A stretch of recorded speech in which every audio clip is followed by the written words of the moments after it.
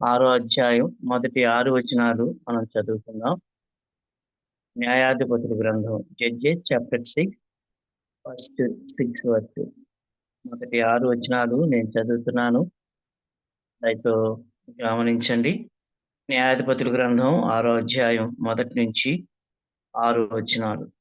ఇశ్రాయేలీయులు యెహోవా దృష్టికి దోషులైనందున యెహోవా 7 ఏండ్లు వారిని మిద్యానీయులకు అప్పగించెను. మిద్యానీయులు చెయ్యి ఇశ్రాయేలు మీద హెచ్చాయను గనుక వారు మిద్యానీయుల ఎదుట నిలువలేక కొండలో ఉన్న వాగులను, గుహలను, దుర్గములను తమకు సిద్ధపరచుకునేది. ఇశ్రాయేలు విత్తనములు విత్తిన తరువాత మిద్యానీయులు, అమాలేకీయులు తూర్పు నుండి వారును తమ పశువులను, గుడారములను తీసుకొని మిడతల దండంత విస్తారముగా వారి మీదికి వచ్చి వారి ఎదుట దిగి గాజాకు పోవునంత దూరము భూమి పంటను పాడు చేసి ఒక గొర్రెను గాని, ఎద్దును గాని, గాడిదను గాని, జీవన సాధనమైన మరి దేనిని గాని ఇశ్రాయేలీయులకు ఉండలేదు. వారు ఒంటెలను లెక్కలేక ఉండెను. దేశమును పాడు చేయుటకు వారు దానిలోనికి వచ్చిరి. ఇశ్రాయేలీయులు మిద్యానీయుల వలన మిక్కిలి హీనదశకు వచ్చినప్పుడు వారు యెహోవాకు మొరపెట్టిరి. చిన్న ప్రార్థన చేసుకుందాం. కరుణా సంపన్నుడైన మా గొప్ప తండ్రి, మీ నామానికి వెలలేని స్తుతులు, స్తోత్రములు చెల్లించుకుంటున్నాం. మరి యొక్క పర్యాయం ఈ రీతిగా మీ పాద సన్నిధికి సంఘముగా చేరి రావడానికి మీరు మాకిచ్చిన భాగ్యం కొరకై స్తోత్రాలు. మమ్మల్ని ప్రేమించారు. మా కొరకు మీ ప్రియకుమారుడు, మా రక్షకుడైన యేసు క్రీస్తుని లోకానికి పంపి మా పాపముల పరిహారార్థమై ఆయన కలవరిలో వధించారు. దాని ద్వారా మా పాపములకు విమోచన, నిత్య జీవము మాకు అనుగ్రహించారు. ఆ నామమును బట్టి మరలా ఈ రాత్రికాల సమయంలో మీ సన్నిధికి వచ్చుకుంటుండగా ఇదిగో సహాయం చేయండి. అల్పుణ్ణి, అపాత్రుణ్ణి, అయోగ్యుడినైన మీరు జ్ఞాపకం చేసుకుని మీ లేఖన భాగాల్లో ఉన్నటువంటి మాటలు మేము తేరి చూసి నాయన స్పష్టంగా మేము కొంత మట్టుకు కొన్ని పాఠాలు మా ఆత్మీయ జీవితానికి అలవర్చుకున్నట్లు, నేర్చుకున్నట్లు సహాయం చేయండి. దానికి కావలసినటువంటి మాటలు మీరు అందించి మీరు మహిమ పొందగలరు. నిష్ప్రయోజకులను జ్ఞాపకం చేసుకోండి. యేసయ్య పరిశుద్ధమైన నామంలో స్తోత్రం చెల్లించి ప్రార్థన చేసి అడిగి వేడుకొంచున్నాం మా తండ్రి. ఆమేన్.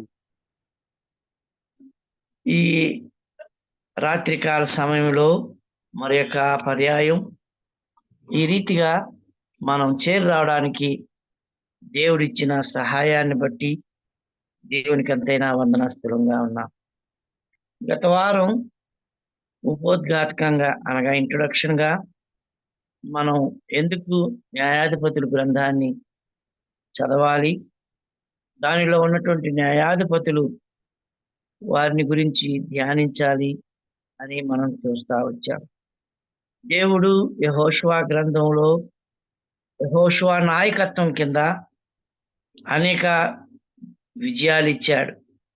ఆ విజయాలు స్వతంత్రించుకున్నటువంటి ఇశ్రాయేలీయులు న్యాయాధిపతుల గ్రంథంలోకి వచ్చేటప్పటికి వారు పాలుతేన్లు దేశంలోకి ప్రవేశించిన కొన్ని సంవత్సరాల్లోనే దేవుణ్ణి మర్చిపోయారు.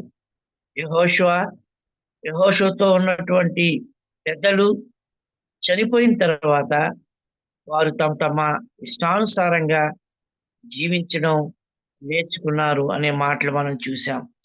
దానికి కారణం దేవుని యొక్క రాజరికాన్ని, దేవుని యొక్క నాయకత్వాన్ని, దేవుని నుంచి వారు దూరంగా తొలగడం ద్వారా ఏ విధంగా వారు అపజయాలు పాలయ్యారో మనం చూస్తా వచ్చాం. అదే సమయంలో దేవుడు వారు మొరపెట్టినప్పుడల్లా రక్షకులని లేకపోతే న్యాయాధిపతుల్ని లేపుతూ అనేక పర్యాయాలు ఆయన తన కృప ద్వారా, కనికరం ద్వారా, దయ ద్వారా, ఆయన వాత్సల్యం ద్వారా వారిని నడిపిస్తూ ఉన్నాడని కూడా మనం చూస్తా వచ్చాం. సుమారు 4 లేక 5 మంది న్యాయాధిపతులు గ్రంథంలో ఉన్నటువంటి న్యాయాధిపతులని మనం విశ్వాస వీరులు పట్టి అయినటువంటి హెబ్రీ పత్రిక 11వ అధ్యాయంలో 32, 33 వచనాల్లో వ్రాయించడం ద్వారా మనం చూసినట్లయితే వారిని గురించి ధ్యానించాలని, వారిలో ఉన్నటువంటి పాఠాలు లేకపోతే ఇశ్రాయేలు యొక్క వారు దిద్దుబాటు మనకు హెచ్చరిక, మనకు కూడా దిద్దుబాటు అయిందని దానిని ధ్యానించాలని ఆశపడుతూ వచ్చాం.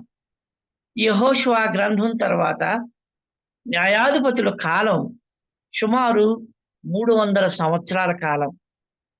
300 సంవత్సరాల కాలంలో వారు 15 మంది న్యాయాధిపతుల కింద ఇశ్రాయేలు వారున్నారు. ఈ 15 మందిలో 14 మంది పురుషులైతే ఒక్క స్త్రీ న్యాయాధిపతిగా ఉన్నట్లుగా మనం చూస్తా ఉన్నాం. ఈ 14 మందిలో లేకపోతే 15 మందిలో మనం చూసినట్లయితే నలుగురు లేకపోతే 5 గురించి వ్రాయడంలో ఉన్నటువంటి ప్రత్యేకత ఏమిటి అని మనం చూసినప్పుడు వారు దేవుని మాటకు లోబడ్డారు. దేవుడు ఎప్పుడైతే వారితో మాట్లాడుతూ ఉన్నారో ఆత్మ ప్రేరణ కలిగి వారు దేవుని కొరకు పనిచేసినటువంటి న్యాయాధిపతులుగా ఉంటా ఉన్నారు. కనుక వీరు ఎందుకు శిక్షింపబడ్డారు? న్యాయాధిపతుల గ్రంథంలో ఇశ్రాయేలు యొక్క చరిత్రని మనం చూసినప్పుడే వారి యొక్క అవిధేయత, వారి యొక్క అవిశ్వాసం ద్వారానే శత్రువుల చేతిలో పడాల్సి వచ్చిందని మనం చూస్తా ఉన్నాం. అప్పుడు దేవుడు వారికి రక్షకులను లేపాడనే మాటలు చూస్తా ఉన్నాం. మనం చూడండి, ఇదే న్యాయాధిపతుల గ్రంథంలోనే 2వ అధ్యాయం 16వ వచనంలో మనం చూసినప్పుడు ఒక మాట అక్కడ మనం చూస్తా ఉన్నాం. న్యాయాధిపతుల గ్రంథం 2వ అధ్యాయం 16వ వచనం. ఆ కాలమున యెహోవా వారి కొరకు న్యాయాధిపతులను పుట్టించెను. వీరు దోచుకుని వారి చేతిలో నుండి ఇశ్రాయేలును రక్షించిరి అనే మాటను మనం చూస్తున్నాం. ఇక్కడ మనం చూసినట్లయితే దేవుడు వారికి రక్షకులను లేపాడు, లేకపోతే న్యాయాధిపతులను పుట్టించిన మాటను చూస్తున్నాం. దేనిని బట్టి అని మనం చూసినప్పుడు అదే అధ్యాయం పైన వచనాల్లో 13వ వచనం చూసినట్లయితే వారు యెహోవాను విసర్జించి అనే మాటను చూస్తున్నాం. వారు బయలును అష్టారోతును పూజించారు అనే మాటను చూస్తున్నాం. వారు యెహోవాకు కోపాగ్ని కలుగ చేశారు, అందుకని దేవుడు వారిని దోచుకుని వారి చేతికి అప్పగించాడు. చుట్టూ ఉన్న శత్రువుల చేతికి వారిని అప్పగించాడు. కనుక తమ శత్రువులు ఎదుట వారు నిలవలేకపోయారు. యెహోషువ గ్రంథంలో ఇశ్రాయేలు ఎదుట శత్రువులు నిలవలేకపోయారు. వారు వాగ్దాన దేశంలోకి వచ్చి చుట్టూ ఉన్న శత్రువుల చేత ఇశ్రాయేలీలు ఇప్పుడు నిలవలేకపోతున్నారు. కనుక ఈ మాటలు మనం జ్ఞాపకం చేసుకున్నప్పుడు దేవుడికి మాటకు వారు లోబడకపోవడం, దేవుడు చెప్పినట్లు వారు నడుచుకోకపోవడం ద్వారా వారు శత్రువుల యొక్క బాధకు లోనయ్యారు. దేవుని విసర్జించారు. అందుకని పోయినసారి చూసాం, దేవుని నాయకత్వాన్ని, దేవుని యొక్క రాజరికాన్ని వారు వద్దన్నారు. దేవునికి అవిధేయత చూపడం ద్వారా వారు శత్రువులకి చేతికి అప్పగింపబడ్డారని మనం చూస్తా ఉన్నాం. ఈ మాటలు మనం జ్ఞాపకం చేసుకున్నప్పుడు 6వ అధ్యాయానికి వచ్చినప్పుడు ఈ గిద్యోను గురించి రాయక ముందు చదవక ముందు మనం ఈ 6వ అధ్యాయం మొదటి 6 వచనాల్లో మనం చూసేటువంటి విషయం ఏంటంటే మిద్యానీయుల చేతికి, అమాలేకీయుల చేతికి, తూర్పు నుండి వారి చేతికి వారిని అప్పగించాడనే మాటను మనం చూస్తా ఉన్నాం. దేనికి అప్పగించాడు? మొదటి వచనంలో దానికి జవాబు ఉంది. యెహోవా దృష్టికి దోషులైనందున యెహోవా 7 సంవత్సరాలు మిద్యానీయుల చేతికి వారిని అప్పగించిన మాటను చూస్తున్నాం. 7 అనే సంఖ్య చూసినప్పుడు పరిపూర్ణమైనటువంటి సంఖ్య. 7 అని చూసినప్పుడు దేవుడు పనినంతా ముగించి విశ్రమించినటువంటి దినం 7 అనే సంఖ్యను మనం చూస్తున్నాం. అనగా ఇశ్రాయేలీయులు ఈ 6వ అధ్యాయానికి వచ్చేటప్పటికి ఎంతగా దేవునికి దూరంగా వెళ్ళిపోయారో, ఎంతగా అవిధేయులయ్యారో, ఎంతగా దేవుని మీద నమ్మకాన్ని వాళ్ళు కోల్పోయారో మనం చూస్తా ఉన్నాం. దానిని బట్టి దేవుడు మిద్యానీయులకు అప్పగించిననే మాటను చూస్తాం. మిద్యానీయులు ఎవరు? వారి సహోదరులే ఒక రకంగా. మిద్యానీయులు ఎవరు? అబ్రహాము సంతానమే వారు. మిద్యానీయులు ఎవరు? వారు తోబుట్టినటువంటి వారే. కానీ మనం చూసినట్లయితే వారి చేతనే ఇశ్రాయేలీయులు బాధింపబడిన వారుగా కనబడతా ఉన్నారు. అనగా వారు సహోదరుల ద్వారా ఏ విధంగా సంపూర్ణంగా వారు అణగదొక్కబడుతూ ఉన్నారో అనే మాటలు ఇక్కడ మనం చూస్తా ఉన్నాం. అందుకని వారు ఏం చేస్తున్నారు? కొండల్లో ఉన్నటువంటి వాగులను, గుహలను వారు దుర్గాలుగా చేసుకుని దానిలో దాక్కుంటూ ఉన్నారు ప్రియులారా. అంత మాత్రమే కాకుండా వారు ఏదైతే విత్తుతున్నారో అది వారి చేతికి రావడం లేదు. వాళ్ళు విత్తేవారు, తర్వాత తినేవారు వేరేవారయ్యారు. వీరు విత్తనం విత్తున్నారు ఇశ్రాయేలు, పంట కోసేవారు వేరే వారై ఉన్నారు ప్రియులారా. అంత మాత్రమే కాకుండా ఎప్పుడైతే ఇశ్రాయేలీయులు దేవునికి దూరంగా వెళ్ళారో మనం చూసినట్లయితే ఒకానొక దినాన దెబోరా అనే ప్రవక్త చెప్తూ ఉండగా సరళ వృక్షం కింద కూర్చొని ఆమె న్యాయం తీరుస్తూ ఉండగా పగటిపూట దేవుడు వారికి న్యాయం తీరుస్తూ ఉండగా ఎవరు కూడా వారికి అడ్డంకులు లేని వారిగా ఉంటూ ఉన్నారు. కానీ ఇక్కడ మనం చూసినట్లయితే కొండల్లో, గుహల్లో వారు దాక్కుంటూ ఉన్నారు. వారు చెదిరిపోయారు. వారికి ధైర్యం లేదు. అంత మాత్రమే కాకుండా వారు ఒకరితో ఒకరికి సంబంధాలు కోల్పోయారు. ఆకలితో అలమటిస్తూ ఉన్నారు. కనుక వారు దేవునికి ప్రయోజనకరంగా లేరు, తమకు తాము ప్రయోజనకరంగా లేరు, ఇతరులకు కూడా ప్రయోజనకరంగా లేరని ఇశ్రాయేల్ గురించి మనం చూస్తా ఉన్నాం. ఎంత దుఃఖకరమైనటువంటి విషయం! దేవుని దృష్టికి దోషులయ్యారు. ఏ దేవుడైతే వారిని ఇశ్రాయేలు దేశంలోనికి తీసుకుని వచ్చాడో, లేకపోతే కానాను దేశంలోనికి తీసుకుని వచ్చాడో, ఏ దేవుడైతే ఎర్ర సముద్రాన్ని పాయలు చేశాడో, ఏ దేవుడైతే ఇదిగో ఐగుప్తు దేశంలో ఉంటూ ఉండగా ఆశ్చర్యకరంగా 10 తెగుల చేత ఇశ్రాయేలు ఒక్కరు నశించిపోకుండా రక్షించి కాపాడాడు, 40 సంవత్సరాలు అరణ్యంలో నడిపించారు, ఆ దేవుణ్ణి వారు మర్చిపోయారు. ఆ దేవుని విసర్జించారు. ఆ విసర్జించడం ద్వారా దేవుని కోపానికి వాళ్ళు లోనయ్యారు అనే మాటలు మనం చూస్తాం.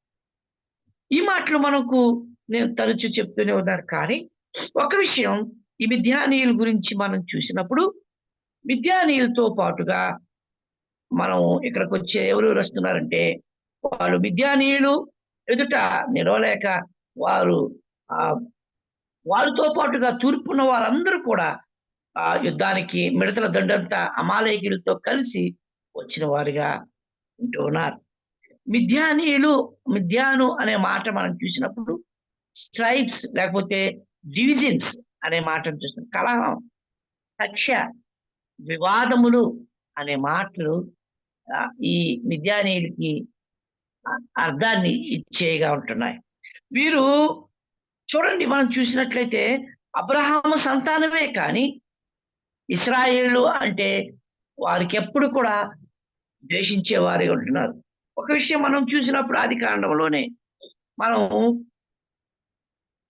యోసేపును అప్పగించింది వ్యాపారం నిమిత్తము.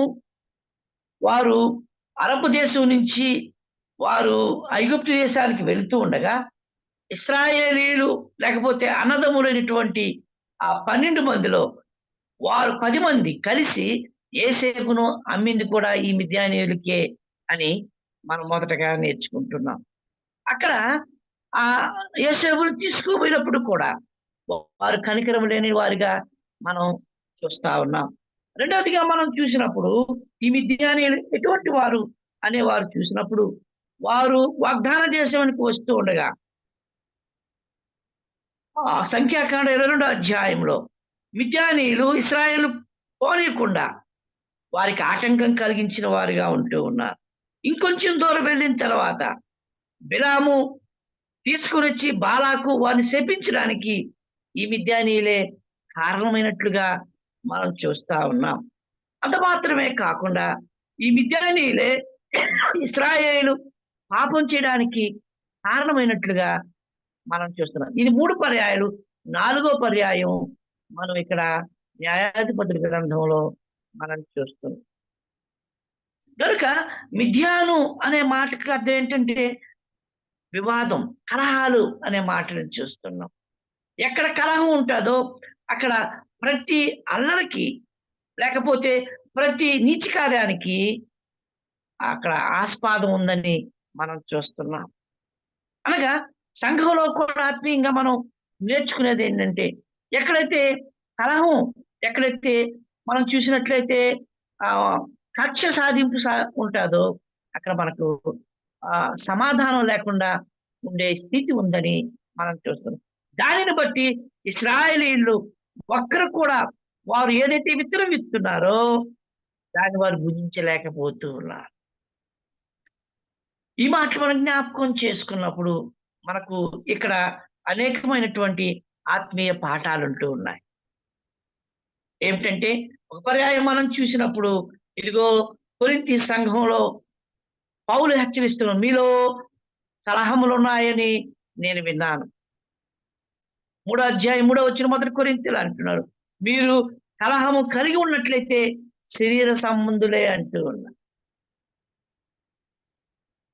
కనుక ఎక్కడైతే కలహం ఉందో, ఎక్కడైతే వివాదాలు ఉంటున్నాయో మనము శరీర సంబంధం. అందుకనే మనం చూస్తున్నాం, ఇదిగో నిజమైన దేవుణ్ణి ఇశ్రాయేలు వారు మర్చిపోయారు. మిద్యానీయులు వారి మధ్యకు వచ్చారు, వారు చెదిరిపోయారు అనే మాటలు మనం చూస్తాం. వారు తినేదానికి తిండి లేకుండా పోయింది. కొండల గుహాల్లో మనం చూస్తున్న లోయల్లో, వాగుల్లో, దుర్గంలో వారు దాక్కునేటువంటి పరిస్థితి ఏర్పడుతుంది. అనగా వారిలో ఐక్యత కోల్పోయిందని మనం చూస్తున్నాం. ఏ ఐక్యతతో వాళ్ళు ఎర్ర సముద్రం లేక యోర్దాను నది దాటి వచ్చి పాలు తేళ్లు ప్రవహించే దేశంలో స్వతంత్రించుకున్నారు, ఇప్పుడు ఎక్కడికి వెళ్ళిపోయారు వాళ్ళు? వారు గృహాలు విడిచి వారు వాగులకు వెళ్ళారు, గుహాలకు వెళ్ళారు, దుర్గాలకు వెళ్ళారు. ఎంత దుఃఖకరమైన విషయం. కనుక ఈ మాటలు మనం జ్ఞాపకం చేసుకున్నప్పుడు ఒక మాటలు మన తిమోతి పత్రిక రాసిన పత్రికలో మనం చూస్తూ ఉన్నాం.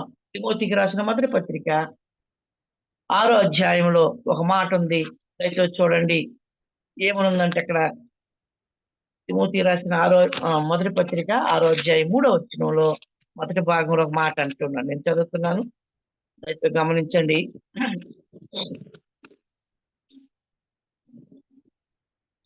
6వ అధ్యాయం 3వ వచనంలో, ఎవడైనా మన ప్రభు అయిన యేసు క్రీస్తు యొక్క హితవాక్యములను దైవభక్తి కనుగుణ్యమైన బోధను అంగీకరింపగా భిన్నమైన బోధను ఉపదేశించిన ఎడల, అలాగే జ్ఞాపకం చేసుకుని దేవుని యేసుక్రీస్తు యొక్క ఆరోగ్యకరమైన మాటలు, ఆయన ఇచ్చేటువంటి మాటలు వినగొడకుండా ఉన్నట్లయితే, దైవభక్తికి అనుగుణ్యమైన బోధను అంగీకరించకపోయినట్లయితే, 4వ వచనం చివరి భాగంలో చూసిన వీటి మూలంగా అనగా దేవుని వాక్యానికి విరుద్ధంగా దైవభక్తికి అనుగుణమైన బోధన అంగీకరించకపోయినట్లయితే వీటి మూలంగా అసూయ, కలహము, దూషణములు ఇవన్నీ కూడా కలుగుచున్నవి అని 5వ వచనంలో చెప్తుంది. అనగా ఇక్కడ మనం చూస్తున్నాం, దేవుని వాక్యానికి మనం లోబడకపోయినట్లయితే, దేవుని వాక్యానికి తావివ్వకపోయినట్లయితే మనలో మిథ్యానీయులు ఉన్నారని. అందుకని సామెతల గ్రంథంలో 20వ అధ్యాయంలో ఒక మాట ఉంది. సామెతల గ్రంథం 20 అధ్యాయం 3వ వచనంలో మనకు ఒక బోధ ఉంది. చూడండి, సామెతల గ్రంథం 20 అధ్యాయం 3వ వచనంలో, కలహమునకు దూరముగా ఉండుట నరులకు ఘనత అని చెప్తారు. కలహమునకు దూరంగా ఉండడం మనుషులకు ఘనత, దేవుని పిల్లలకు ఘనత అనే మాటను మనం చూస్తాం. దాంతో పాటుగా ఇదే 17వ అధ్యాయము 19వ వచనంలో కూడా కొంచెం ముందు అదే సామెతల గ్రంథంలో చూసినట్లయితే 19వ వచనం, కలహ ప్రియుడు దుర్మార్గ ప్రియుడు అనేది మాట కఠినంగా ఆ ఈ జ్ఞానోక్తి రాస్తూ ఉన్నాడు. 15వ అధ్యాయంలో ఇంకొక మాటను చూడండి, 18వ వచనంలో, కోపోద్రిక్తుడగు కలహము రేపును. అనగా మనం చూసినట్లయితే ఊరికే కోప్పడుతూ ఉంటే దానివల్ల మనకేమవుతుంది? కలహం. కాబట్టి యోహాను సువార్తలో ఒక మాట ఉంది, భేదములుండక మానవు. అయితే ఆ భేదం ద్వారా ఎవరు మంచివారో తెలుస్తుంది. కానీ ఇదిగో ఈ కలహం ఉన్నట్లయితే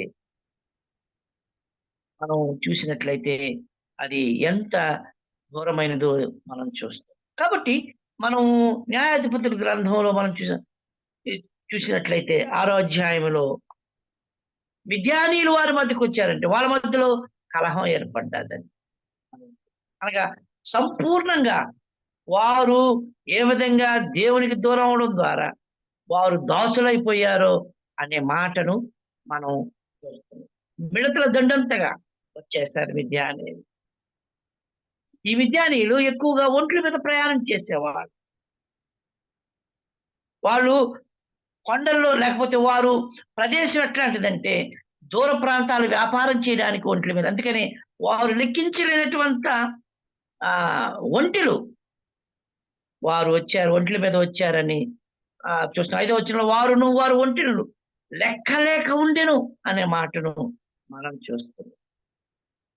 మిడతల దండంత విస్తారంగా ఇశ్రాయేలు మీదకి వారు దండెత్తి వచ్చారు అనే మాట ఒకటి చూస్తున్నాం. ఇంకొకటి మనం పోయిన వారం చూస్తూ దేవుని యొక్క ప్రత్యక్షతను చూస్తున్నాం. దేవుని యొక్క ప్రత్యక్షతను మనం చూసినప్పుడు దేవుని ప్రత్యక్షత వారు ఎరగకుండా మర్చిపోయారు. పోయిన వారం మనం చూస్తూ వచ్చాం. ఏమేమి చూసాం? యెహోషువ గ్రంథంలో గిల్గాలు ప్రాంతంలో దేవుడు యెహోషువకు ప్రత్యక్షమయ్యాడు. అదే న్యాయాధిపతులు గ్రంథంకి వచ్చేటప్పటికి బోకీము అనే పాఠంలో దేవుడు వారికి ప్రత్యక్షమయ్యాడు. గిల్గాల్లో వారు సున్నతి చేయబడ్డారు. గిల్గాల్లో ప్రత్యేకించబడ్డారు. గిల్గాల్లో దేవుని కొరకు ప్రతిష్ఠింపబడ్డారు ఇశ్రాయేలీయులు. అయితే దేవుడు కరుణా సంపన్నుడై ఉండి అక్కడే మరలా న్యాయాధిపతుల గ్రంథానికి వచ్చేలేకి గిల్గాల్లో ప్రత్యక్షం కాలేదని బోకీము అనే ప్రదేశం దగ్గర వారికి ప్రత్యక్షమయ్యాడు. కారణం కూడా చెప్పారు. ఏమిటంటే వారు విలపిస్తూ ఉన్నారు. ఎందుకు విలపించాలంటే వారు గత చరిత్ర దేవుడు వారికి జ్ఞాపకం చేశాడు. ఏ విధంగా మీ పితరులు విడిపింపబడ్డారో, ఏ విధంగా నా యొక్క వాగ్దానాలు జ్ఞాపకం చేసుకున్నానో, ఏ విధంగా నా మాటలు వారు విధేయులయ్యారో, నేను చెప్పినట్టు వాగ్దానం ప్రకారం దాన్ని నెరవేర్చి మిమ్మల్ని తీసుకుని వచ్చారన్నప్పుడు వారు తగ్గించుకున్నట్లుగా కనపడ్డారు. కానీ ఇశ్రాయేలీయులు కానీ వారు దాన్ని మరలా దేవుని మీద వారు తిరుగుబాటు చేసిన వారుగా కనబడతా ఉన్నారు. కనుక ఈ మాటలు మనం జ్ఞాపకం చేసుకున్నప్పుడు మనం చూస్తూ ఉన్నాం దేవునికి వ్యతిరేకంగా ఉన్నవారుగా మనకు కనబడుతున్నారు. ఈ మాటలు మనం జ్ఞాపకం చేసుకున్నప్పుడు ఇంకొక విషయం చెప్పి నేను ఈ దినం ముగించాలని ఆశపడుతున్నాను. ఏంటంటే మనం చూస్తాం 2వ అధ్యాయం 16వ వచనంలో అనేక మంది రక్షకులను దేవుడు వారి కొరకు లేపారు. వారిలో న్యాయాధిపతుల గ్రంథంలో మనం చూసినట్లయితే 15 మంది న్యాయాధిపతులను దేవుడు వారి కొరకు లేపినట్లుగా మనం చూస్తా ఉన్నాం. అదే సమయంలో మనం చూసినప్పుడు ఈ కొంతమందిని చూసినప్పుడు దేవుడు ఆయన ఆత్మ ఆయా సమయాల్లో వారి మీదకి వచ్చినప్పుడు వారు ఆత్మ చేత కదిలింపబడి, వారి ఆత్మ ఎప్పుడైతే వారి మీదకి వచ్చిందో అప్పుడు వారు ఆత్మకు లోనయ్యి, దేవుని ఆత్మకు లోనయ్యి వారు గొప్ప సూర్యకార్యాలు చేసినట్లుగా మనం చూస్తున్నాం. చూడండి, ఈ 3వ అధ్యాయంలో మనం చూసినట్లయితే 6వ వచనంలో ఒక మాట కనబడతా ఉంది. 3వ అధ్యాయం 6వ వచనం చూసినట్లయితే న్యాయాధిపతుల గ్రంథం 3వ అధ్యాయం 10వ వచనం. యెహోవా ఆత్మ అతని మీదకి వచ్చెను, గనుక అతడు ఇశ్రాయేలుకు న్యాయాధిపతి అయి యుద్ధమునకు బయలుదేరగా అనే మాటను ఇక్కడ ఒక న్యాయాధిపతి గురించి మనం చూస్తా ఉన్నాం. అలాగే మనం 6వ అధ్యాయం 34వ వచనంలో కూడా మనం గిద్యోను గురించి చూస్తా ఉన్నాం. యెహోవా ఆత్మ గిద్యోనును ఆవేశించెను అనే మాట చూస్తున్నాం. అలాగే 14వ అధ్యాయం 6వ వచనంలో కూడా సంసోను మీదకి యెహోవా ఆత్మ వచ్చినట్లుగా మనం చూస్తున్నాం. కాబట్టి మనం చూస్తున్నాం, ఎవరైతే కలహం కలిగి ఉంటారో వారు అనగాని ఆత్మ సంబంధమైనటువంటి వారు దేవుని చేత ప్రేరేపింపబడి గొప్ప కార్యాలు చేస్తారనే మాటను మనం చూస్తున్నాం. అందుకనే రోమాపత్రికలో మనం చూస్తున్నాం, ఎంతమంది ఆత్మ చేత నడిపింపబడుతారో వారు దేవుని కుమారులు అనబడుదురనే మాటను చూస్తున్నాం. దేవుని ఆత్మ చేత నడిపింపబడి ప్రతి కార్యం మనం జరిగించాలని చూస్తున్నాం. అనగా వేరే వాళ్ళగా ఆత్మ లేకపోతే పొందేది కాదు, కానీ మనం ఎప్పుడైతే రక్షింపబడ్డామో ఆనాడే మనకు కొత్త నిబంధనలో మనం సంపూర్ణంగా దేవుని ఆత్మ మనలో ఉంటాడు, ఆయన ద్వారా ప్రేరేపింపబడి కార్యాలు చేయాలని మనం చూస్తా ఉన్నాం. అంత మాత్రమే కాదు ప్రియులారా, ఇంకొక మాటను మనం చూసినప్పుడు గిద్యోను విషయంలో ఒక్క మాట చూసుకొని మిగతా ముందుకు వెళ్దాం. చూడండి, 11, 12 వచనాల్లో 11వ వచనం మనం చదువుకుందాం. 6వ అధ్యాయం న్యాయాధిపతుల గ్రంథం 6వ అధ్యాయం 11వ వచనంలో, యెహోవా దూత వచ్చి అబీయజ్రీయుడైన యోవాషునకు కలిగిన ఒఫ్రాలోని మస్తకి వృక్షము క్రింద కూర్చుండెను. యోవాషు కుమారుడైన గిద్యోను మిద్యానీయులకు మరుగైనట్లు గానుగు చాటున గోధుమలను దొర్లగొట్టుచుండెననే మాటను చూస్తున్నాం. దీనిలో గొప్ప ఆత్మీయ పాట ఉంది ప్రియులారా. ఇక్కడ మనం చూసినట్లయితే, ఇక్కడ మనం చదువుకున్న మొదటి భాగంలో వారికి తినేదానికి ఆహారం లేకుండా పోయిందని మనం చూస్తున్నాం. 4వ వచనంలో, వారి ఎదుట దిగి గాజాగు పోవునంత దూరము భూమి పంటను పాడు చేసి ఒక గొర్రెను కాని, ఒక ఎద్దును గాని, గాడిదను గాని, జీవన సాధనమైన మరి దేనిని ఇశ్రాయేలుకు ఉండనివ్వలేదు. అయితే ఇక్కడ చూసినట్లు 11వ వచనంలో అతడు గోధుమ పంటను పండించాడు, దాన్ని దొల్లగొడుతుంది. ఇంకొకటి, మనం గిద్యోను యొక్క జీవితంలో 2 రకాలైనటువంటి పంటలను మనం చూడొచ్చు, లేకపోతే ఆహారాన్ని మనం చూడొచ్చు. ఒకటి గోధుమలు, రెండోది ఒక కల కంటే ఆ కలలో ఎవలు రొట్టె కనబడతారు. ఈ 2 గురించి తర్వాత నేను వివరిస్తాను. అయితే గోధుమలు శ్రేష్టమైనటువంటి ఆహారం ఆనాడు ఇశ్రాయేలుకి. శ్రేష్టమైన ఆహారం సంబంధించినటువంటి ధాన్యాన్ని లేకపోతే గోధుమలను దొల్లగొడుతూ ఉన్నాడు. ఇతడు మరుగై ఉన్నాడు, మిద్యానీయులకు కనబడకుండా అతడు తన పనిని తాను చేసుకుంటూ వెళ్తూ ఉన్నాడు. అయితే ఇక్కడ ఒక విశేషమైన విషయం ఉంటుంది. ఇతడు దాగుకొని మరుగు చేయబడినట్లే మాటలు చూస్తున్నాం. ఆదామవ్వలు జ్ఞాపకం చేసుకున్నప్పుడు వారు పాపం చేసి ఇదిగో చెట్ల మధ్యలో దాక్కున్నారు. దేవుడు మోషేని పిలిచినప్పుడు అతడు కూడా దాక్కున్నవాడుగా కనబడుతున్నాడు. అంత మాత్రమే కాదు ప్రియులారా, ఈ రీతిగా మనం లేఖనాలు అనేక మంది దాక్కున్న వారు కనబడుతూ ఉన్నారు. ఆదామా నీవెక్కడున్నావంటే, ఇదిగో నేను చెట్లు దాక్కుని ఏమైంది నీకు అని దేవుడు ప్రశ్నిస్తూ. ఇక్కడ కూడా మనం చూసినప్పుడు గిద్యోన్ని అడుగుతూ ఉన్నాడు కదా, మరుగైనట్లు అతడు గోధుమలను దుల్లగొట్టుచూ ఉండగా యెహోవా దూత అతనికి ప్రత్యక్షమైందిగా మనం చూస్తున్నాం.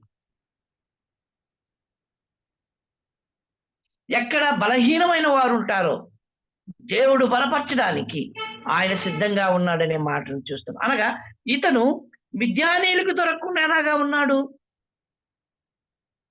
ఇతడు అక్కడ ఉన్నటువంటి పంటనంతా నాశనం చేశాడని చూస్తున్నట్లయితే గిద్యోను ఎలాగా తప్పించుకున్నాడు అనే మాటలు మనం ప్రశ్నకు వస్తూ ఉన్నాయి.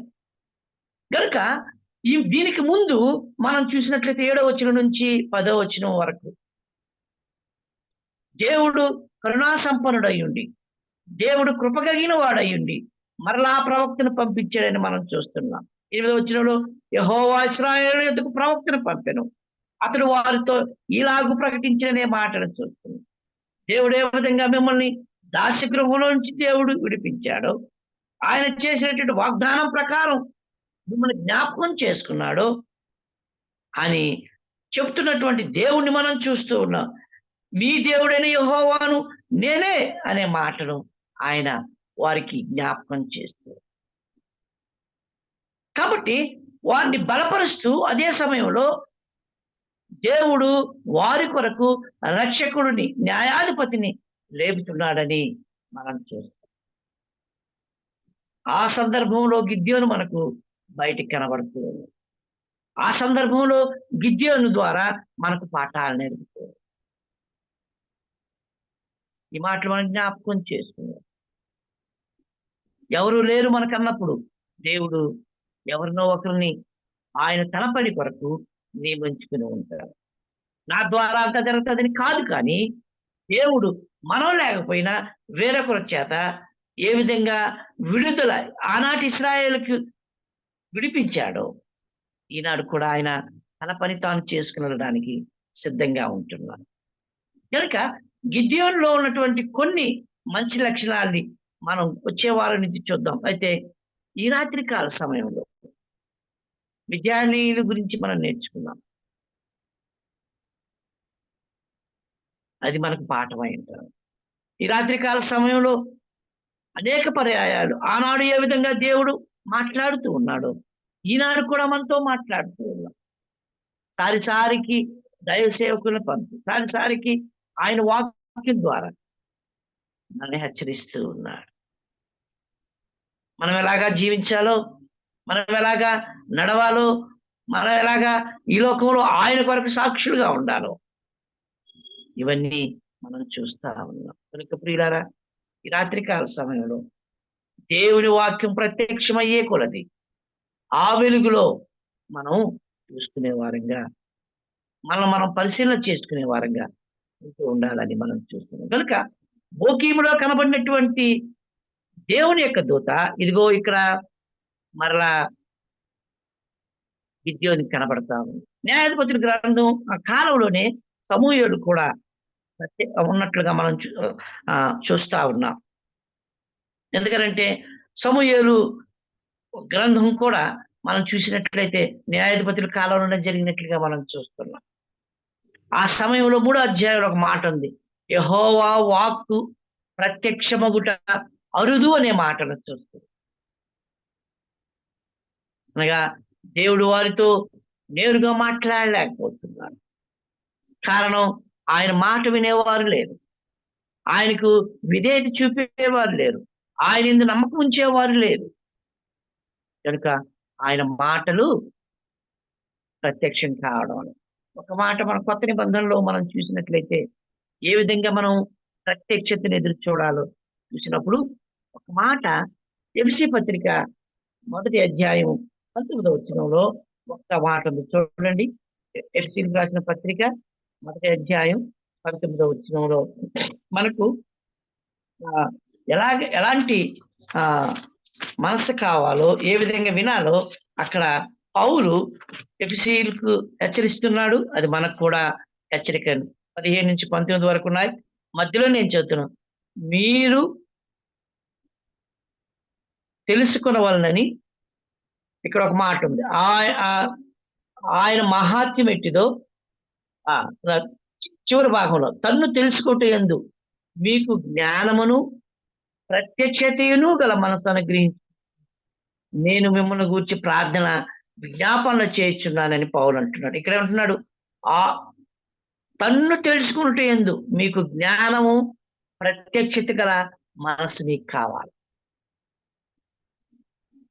కనుక ఈ మాటలు మనం చూసినప్పుడు మనకు ప్రత్యక్షత కలిగినటువంటి, లేకపోతే దేవుని వాక్యాన్ని సరిగా తెలుసుకునేటువంటి మనస్సు మనకు కావాలని మనం ప్రార్థించబద్దులమై ఉన్నాం. అంత మాత్రమే కాదు, ఇదే ఇక్కడ మనం చూసినట్లయితే కొలస్సీ పత్రికలో కూడా ఒక మాట ఉంటా ఉంది. చూడండి, కొలస్సీలకు రాసిన పత్రిక 3వ అధ్యాయం 4వ వచనంలో కూడా ఒక మాట, మనకు జీవమై ఉన్న క్రీస్తు ప్రత్యక్షమైనప్పుడు మీరును ఆయనతో కూడా మహిమయందు ప్రత్యక్షపరచబడదు. ఆయన ప్రత్యక్షమైనప్పుడు ఆయన ప్రత్యక్షతలో మనం ఉండాలి. అందుకనే మనం ఏమై ఉన్నామో మనకు తెలియదు, కానీ యోహాను పత్రిక మొదటి పత్రికలో చెప్తా ఉన్నాడు 3:2లో. ఇప్పుడు మనం ఏమై మనకు తెలియదు, కానీ ఆయన ప్రత్యక్షమైనప్పుడు ఆయన ఎలాగా ఉంటాడో అలాగా మనం మార్పు చెందుతాం అని రాయదు. అట్లయితే మనం పాత నిబంధనలో ఉన్న వారికన్నా కూడా కొత్త నిబంధనలో ఉన్నటువంటి మనం ఎంత ధన్యులు. ఆనాడు దేవుడి కానివ్వండి, దేవుని దూత ప్రత్యక్షమైతే దేవుడు మాకు కనబడ్డాడు, ఖచ్చితంగా మేము చనిపోతాం అనేటువంటి భయం ఉండేది. 70 మందిని పెద్దలను తీసుకొని సీనాయి పర్వతం మీదకి వెళ్ళినప్పుడు మేము దేవుని చూసాం, ఇక చనిపోతాం అని పెద్దలు అన్నారు. మనోహ భార్య మనం చూసినప్పుడు దేవుని మనం చూసాం, చచ్చిపోతాం అని అన్నాడు. ఈ గిద్యోను కూడా అదే మాటలు ఉచ్చరిస్తూ ఉన్నాడు. కానీ మన ప్రత్యక్షత ఎలాంటిదంటే, ఇదిగో ప్రభు వచ్చేంత వరకు ఆయన వాక్యం ద్వారా మనకు ప్రత్యక్షత అనుగ్రహించబడుతుంది. ఆయన వచ్చినప్పుడు ఆయనలాగా మనం, అంతవరకు వాక్యమే మనకు ప్రత్యక్షత. వాక్యములో ఉన్నటువంటి మాటలే మనకు దేవుడేమై ఉన్నాడో, ఆయన ఏం చెప్తున్నాడో దాని ప్రకారం మనం ఏ విధంగా నడుచుకోవాలని మనం చూస్తాం. కనుక గిద్యోనుని పాఠాలు మనం నేర్చుకోకముందు విద్యానీయులు ఏమై ఉన్నారు, దాని ద్వారా మనకు పాఠం ఎందుకు మనకు ప్రత్యక్షత అవసరం అని తెలుసుకుంటారు. ఈ విషయాలు మనం గ్రహించి మరి ఎక్కువగా